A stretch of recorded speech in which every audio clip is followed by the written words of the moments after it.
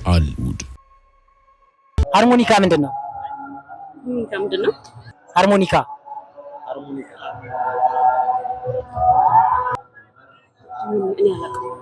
እስቲ ንገረን አንተ ብትገልጽልን።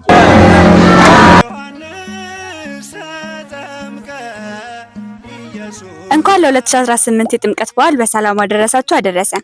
እንግዲህ ዛሬ በመስቀለ ክርስቶስ በሐዋሳ ተገኝተናል። እንግዲህ ታቦተ ሕጉ ለአራተኛ ጊዜ ከመንበሩ ተነስቶ ወደ ጥምቀተ ባህር ጉዞን ያደርጋል። እኛም በዚህ ላይ ተገኝተናል። ስለ በዓሉ እንግዲህ ጥምቀት ሲነሳ ብዙ ጊዜ ምን ይነሳል?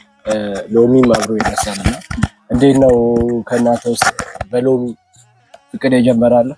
ሎሚ ተወደደ። እኔ እንቧይ ይዤ መጥቻለሁ። እሺ ጥሩ ነው፣ መልካም ነው። ወጌ አይ እንትን ነው እኔ ቀሚስ ትጠይቃለህ ብዬ ነበር። ለጥምቀት ያልሆነ ቀሚስ ይበጣጠስ የሚለውን ትጠይቃለህ ብዬ ነበር። እሱንም በኋላ እንደሳትረሳ ኦኬ ቀጥላለሁ። እሱ ላይ እንመጣበታለን። መጀመሪያ ግን በረከት እስከሚለቀው ሎሚ እንጀምር ብዬ ነው። ሎሚ ያላዘጋጀ ቀሚሱም አይበጣጥስም ብለን እንትን እንላለን እና እንግዲህ ወደዚህ እኔ የመጣሁት በግሌ ወደዚህ ለመጀመሪያ ጊዜ ነውና ከዚህ ታቦት ወደ ጥምቀተ ባህሩ በመሄድ ረገድ ተከታታይ አራተኛ ጊዜ ዛሬ አራተኛውን ለማክበር ስለተገኘ እኔ በግሌ በጣም ደስ ብሎኛል። እናንተ ጋርስ ምን አይነት ስሜት ምን አይነት ፊሊንግ አለ የሚለውን ደግሞ ከእናንተ ወገን ብቀበል ደስ ይለኛል። ሰማያዊ ለመጀመሪያ ጊዜ ነው እንግዲህ እዚህ ጀልባ ላይ በርካታ ሐዋሳ ላይ የሚገኙ የኪነ ጥበብ ህብረት ነው የተገኘ ነው። እኔም ለመጀመሪያ ጊዜ ነው የተገኘሁት። ከዚህ ቀደም እዛው ከተማራ አካባቢ ታቦት ሲወጣ እልል እያለ ሲቀበል ልዩ ድባብ ነው ያለው።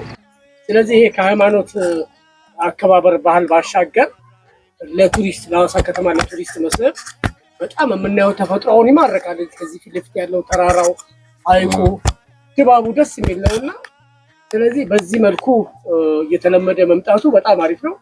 በተለይ ደግሞ ከተማችን ላይ ያሉ የኪነ ጥበብ ባለሙያዎች ይህንን ከማስተዋወቅ አኳያ ትልቅ አደራ ይጠበቅባቸዋል እላለሁ። በእኔ በኩል የተሰማኝ ስሜት ደስ ይላል። ለሄሊ ድሉል ልስጣት። ሰማያዊ ለእኔ በጣም ደስ የሚል ስሜት ነው እየተሰማኝ ያለው። ምክንያቱም የዛሬ 4 ዓመት እንደዚሁ ለመጀመሪያ ጊዜ ልመጣ ብዬ እግሬን ወለም ብሎኝ እዛው ፍቅር አይቀቃቀርቼ ሌሎች ሲበሩ ቀንቼ ነበርና ዘንድሮ ደግሞ እግዚአብሔር ፈቅዶ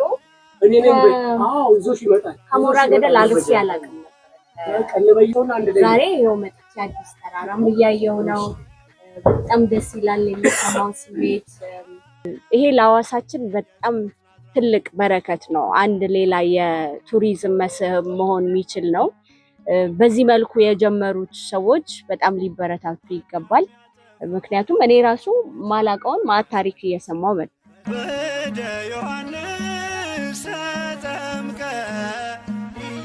በጣም ደስ የሚል ስሜት ነው ያለው። በጣም ደስ ይላል እና ሄሉ እንዳለችው በቃ የሆነ በረብ ነው፣ በቃ ሲግኔቸር ነው ይሄ ለሐዋሳ አንድ ሐይቅ ላለበት ከተማ በጣም በቃ ልዩ አክቲቪቲ ነው መሆን ያለበት፣ ልዩ እንቅስቃሴ ነው መሆን ያለበት እና ታቦተ ሕጉን ደግሞ ያው ሃይማኖታዊ ስርዓቱን በጠበቀ መልኩ በረንብ አጅበን ከዚህ በበለጠ በስተን በጥሩ በቃ ዳቦን አተልቀ ነው ብዙ አድርገ ነው ብዙ ሰው ሆነ አምረን ደምቀን ደግሞ የዓመት ሰው ይበለም። ሐዋሳ ላይ እንደዚህ አይነት ነገር አለ።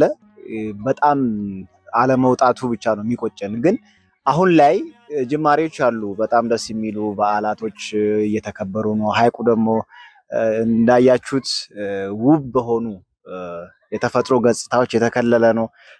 እዚህ ላይ ደግሞ ጀልባ ላይ ያሉ ሰዎችም ውብ አለባበስ፣ ውብ ኢትዮጵያን የሚገልጽ የተለያዩ እንግዲህ የሚያማምሩ ነገሮች ይታዩኛልና የጥምቀት በዓል እንግዲህ በዩኔስኮ የተመዘገበ የዓለም ቅርስ እንደመሆኑ ይሄንን ቅርስ የሆነውን በዓላችንን እኛ ደግሞ ሐዋሳ ውስጥ ያለን የኪነ ጥበብ ሰዎች እንደዚህ አስውበነው ነው ያለነው። ዛሬ በዚች መርከቡ ላይ በሮሪ መርከብ ማህበር ይሄን አዘጋጅቶልን እኛ ደግሞ አሪፍ አድርገን እያከበርን እንገኛለን።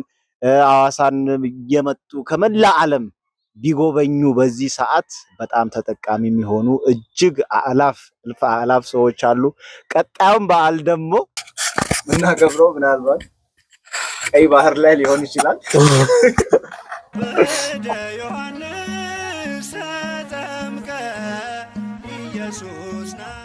በመጀመሪያ ደረጃ እንኳን ለብርሃነ ጥምቀቱ በሰላም አደረሰን። የምናየው የዛሬው በዓል ለአራተኛ ጊዜ ሲከበር ነው። ከጊዜ ወደ ጊዜ የጀልባ ቁጥሩ እየጨመረ የሚታደመው ሰው ቁጥር እንደዚሁ እያደገ በየዓመቱ ለውጥ እየተሻሻለና በጥሩ ሁኔታ የተከበረ ነው። መልካም በዓል ይሁንልን። ብዙ መናገር አልችልም። የጥምቀት በዓልን በማስመልከት አንድ ፕሮግራም ነበረ። ከዚህ ቀደም 10 ኪሎ ሜትር የሐዋሳን ሐይቅ አቋርጠሃልና አሁንም ሐይቋ ላይ ነው ያለነው። ለአንተ ሐይቋ አዲስ አይደለችም። ልክ ነው። ከጥምቀት ባህል ጋር ይሄ ዋናው ሂደት እንደው ቢቀጥል ጥሩ ነበረና እስቲ ስለዛስ እንደው ለማያውቁ በዚህ ሚዲያ ላይ ምናልባት ላላዩ ሰዎች ሐይቁን እንዴት ነበር ያቋረጥከው? ምን ያህል አቅምስ ፈጅቶባል? 54 ዓመት ነው። በጣም ጥሩ ብትነግረን በዚህ አጋጣሚ። ቆንጆ ጥያቄ ነው። አንተ እንዳልከው በየጥምቀት በዓል ጊዜ ሐዋሳ ሐይቅ ላይ የመዋኘት ልምድ ድሮ ነበረ። ታስታውስ እንደሆነ የዛን ጊዜ ነው የኔ ታላቆች እነ ተካ ዘውዴ ያኔ ያቋረጡት። በጥምቀት አካባቢ ነው ትዝ ይል እንደሆነ። ጥምቀት ሲመጣ ታቦቱ ከተራ እዛ ሄዶ በሚከትርበት ሰዓት የሐዋሳ ልጅ የተባልን ሰዎች በኦሲስ ድልድዩ የተበላችኋለች ትዝ ይል እንደሆነ በዛ ወደ ፊደል ሰራዊት እንዋኝ ነበረ እና ያ እንደገና ቢመለስ የዋና መዋኘት ፍላጎቱ ከጥምቀቱ ጋር ተያይዞ ውድድር ነገርም እንደው ውሃ ማራቶን ቢደረግ ይህንን የክልሉ ባህልና ስፖርት እንደው ጆሮ ኖሮት ሰምቶን ቢያደርገው ይሄ ከፍተኛ ቱሪዝም ነው። ይሄን ብቻ ውድድር ለማየት የሀገር ውስጥ ዋናተኞች፣ የሀገር ውስጥ ጎብኚዎች እያለ እያደገ ልክ ታላቁ ሩጫ ከትንሽ ያለ ጀምረው ሐዋሳ ላይ የሚደረገው የውሃ ማራቶን በየዓመቱ የሚደረግ ከሆነ ከክፍለ ሀገር ወደ ጎረቤት ከኬንያ የሚመጣ ይኖራል፣ ከሱዳን እያለ ዓለም አቀፍ የውሃ ማራቶን ሐዋሳ ላይ ይደረጋል የሚል እቅድ ይዤ ነበር እኔ መጀመሪያ ወደ ዋዋና የገባሁት። ያ የረጅም ጊዜ ህልሜ ነው። አንድ ቀን ሊሆን ይችላል። እኔ ባላሳካው የሚቀጥለው ጄኔሬሽን ያሳካዋል። ግን እንደ መሰረት ድንጋይ ጥዬ ላልፍ የምፈልገው ግን አይዲያውን ነው፣ ሀሳቡን ነው። እና እኔ ያኔ አንተን ይዤ ሐዋሳ ሐይቅን አቋርጣለሁ ብዬ ስልክ ያለ ምክንያት አልነበረም።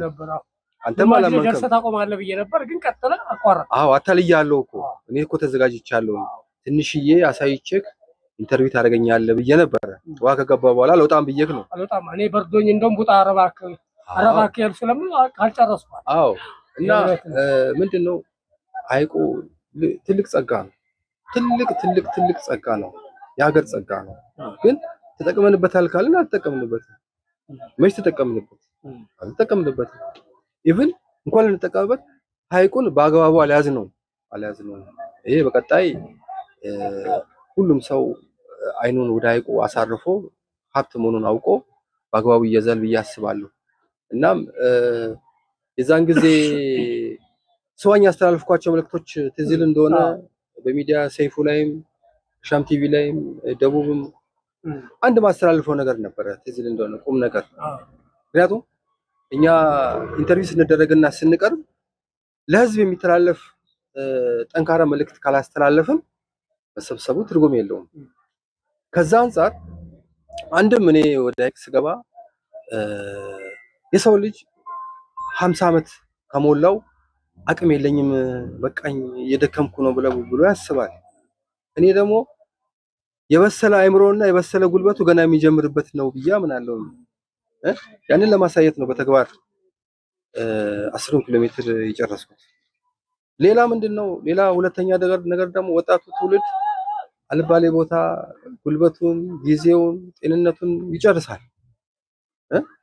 ካላስፈላጊ ሱስ ወጥቶ አቅሙን በአግባቡ ተጠቅሞ እድሜው ሳይባክንበት አንድ ነገር ላይ መድረስ እንዲችል ከሱስ ነፃ የሆነ ትውልድ እንዲፈጠር ከሚልም አንጻር ነው።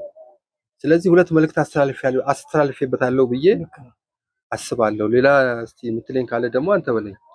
መልኬ እንግዲህ ከጥምቀት በዓል አከባበር ጋር የዋናው ፌስቲቫል ይቀጥል የሚል ሀሳብን ሰንዝራል። እንግዲህ አንተ ደግሞ የመጀመሪያው በር ከፋች ነህ። ምክንያቱም የማይደፈረውን ሐይቅ ከ28 ዓመት በኋላ ደግመህ ነው ያቋረጥከውን ይስሐቅ። መጀመሪያ በወጣትነት እድሜ ነበር ያቋረጥከው። አሁን ደግሞ በ53 ዓመት ያው የአይን ምስክር ነኝ እኔ። ይህንን በቲክቶክ ገጽ ላይም አቅርበን ሰይፉ ጋር ሄደ የአፍሪካ ድንቃ ድንቅ ላይ የመጀመሪያው ሰው ተብለህ ተሸልመሃል። ስለዚህ ለሐዋሳ አንተ እሱ ያልተናገረው የአፍሪካ ድንቃ ድንቅ የመጀመሪያው ከሰይፉ ፋንታውን እጅ ተረክቧልና ለሐዋሳ ብርቅያችን አንተን ይዘን እነዚህ አርቲስቶችም ቲክቶከሮችም በጋራ ሆነን የዋና ማራቶኑን እናስቀጥላለን የሚል ሀሳብ አለን። እንግዲህ የቀረ ደግሞ ስለ ጥምቀቱ ሌሎች እንግዶችም የሚናገሩት ካለ እድል ለነሱ እንሰጣለን።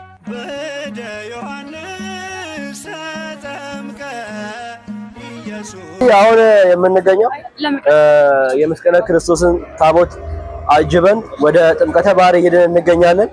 ደስ የሚል ዝማሬ እየተመለከተን እንገኛለን። እዛ በማስቀደም ግን ዳቦውን የሚቆርሰውንም ሰው አንዳንድ ነገር አድርጎ አስቻለው እንትን ሚል ይሆናል ማለት ነው። ደስ ይላል። እንግዲህ እንደምታዩት ድባቡ እጅግ በጣም ከዓመት ዓመት እየጨመረ ነው። ይህ የጥምቀት ክብረ በዓል ከመስቀለ ኢየሱስ ታቦትን ይዞ በህዝብ ታጅቦ በዝማሬ ሲመጣ አይ ቲንክ ለአራተኛ ዙር ነው። አሁን ደግሞ በዚህ በሮሬ ጀልባ ማህበር ስር ያሉ አርቲስቶች ይህንን ታቦት አጅበው ወደ ጥምቀተ ባህሩ እየሄድን ነው የምንገኘው። የቃል ፊልሙ ፕሮዳክሽን እንግዲህ የሮሬ ጀልባ ማህበር በሰጠው ስፖንሰር ጀልባ ላይ ዳቦ እንዲሁም አገልግል ፍትፍት አዘጋጅቶልናል። አሁን እሱን ዳቦውን ቆርሰን እየተመገብን እየተቋደስን የዘመርን እንግዲህ አምላካችንን እያመሰገንን ወደ ጥምቀተ ባህሩ ጉዞ እናደርጋለን። ይህንን ፕሮግራም የምትከታተሉ ሁሉ እንግዲህ በሚቀጥለው ዓመት ሐዋሳ ላይ እንዲህ በደመቀ ሁኔታ ገብርኤል ብቻ ሳይሆን ጥምቀትም እንዲህ ስለሚከበር ጥምቀትን ለማክበር ወደ ከተማችን እንድትመጡ እንጋብዛለን።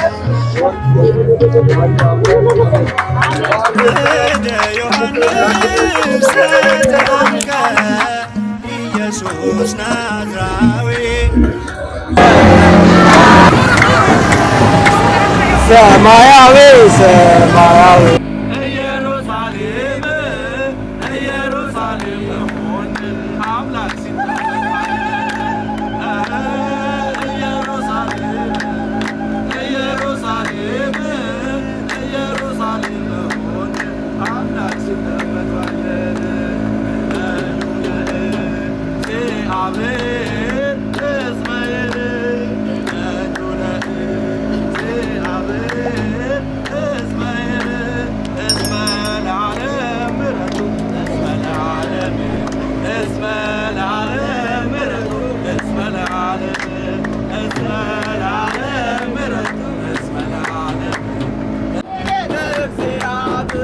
ታቦተ ሕጉ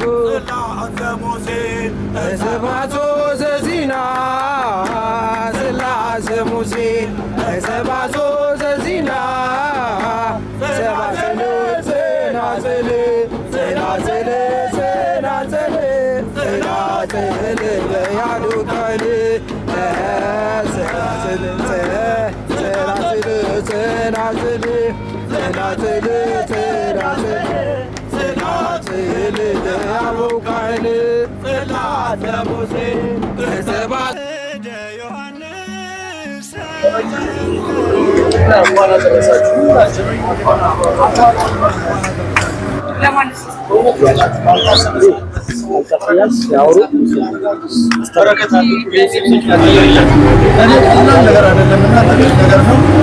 በዓመቱ ደግሞ የበለጠ የደመቀ አድርገን እግዚአብሔር ሳይለየን ለዛ ያብቃናል።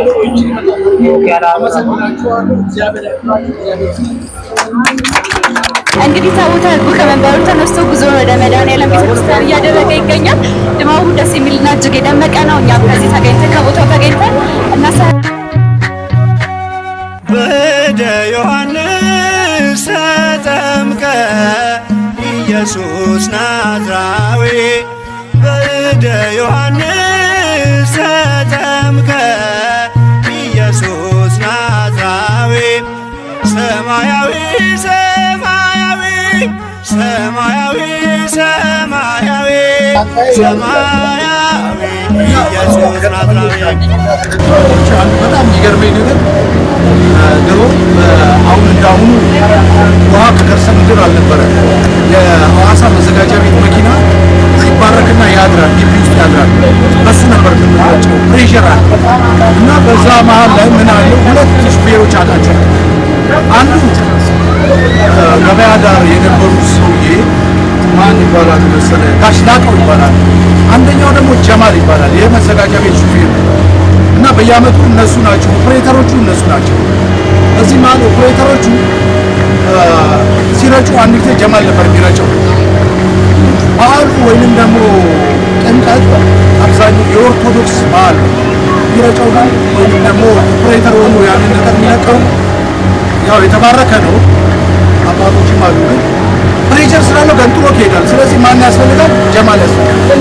እኛ በልጅነታችን ጀማል ለኔም እንላለን ጸበል ተረጭተን ስንመጣ እና ያን ነገር መቼም ማረሰው እና ደግሞ ጭፈራዎች አሉ፣ ሽለላዎች አሉ፣ አርሞኒካ አለ።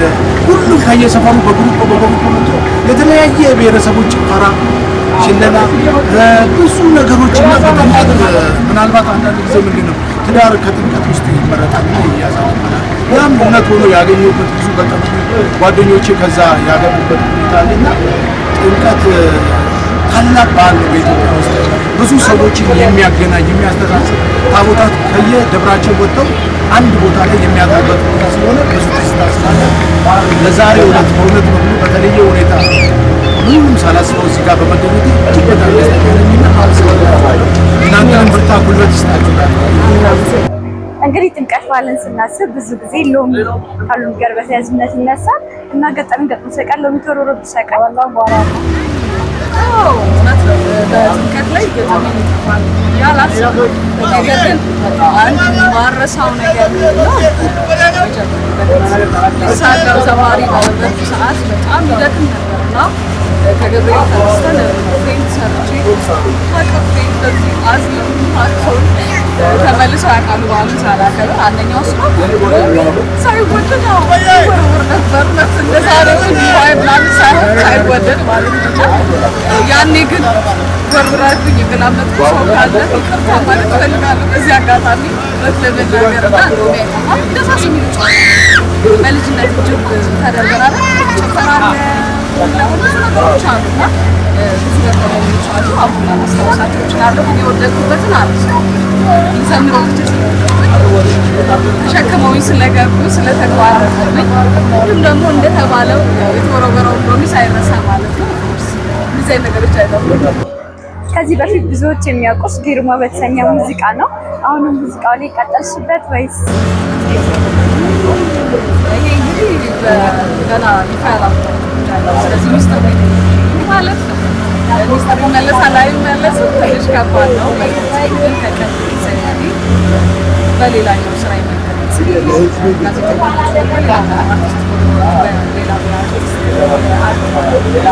ዘርፍ የሰራው ያለሁት ከሙዚቃ ድምጽ ዘፈን ይችላል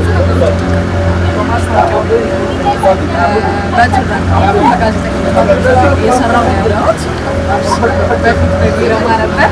አሁን ደግሞ በሌላ መንገድ የተገለጽኩበት ሰዓት ያለው እግዚአብሔር ይመስገን። ወደ ዮሐንስ ተጠምቀ ኢየሱስ ናዝራዊ ወደ ዮሐንስ ተጠምቀ ቃል ውድ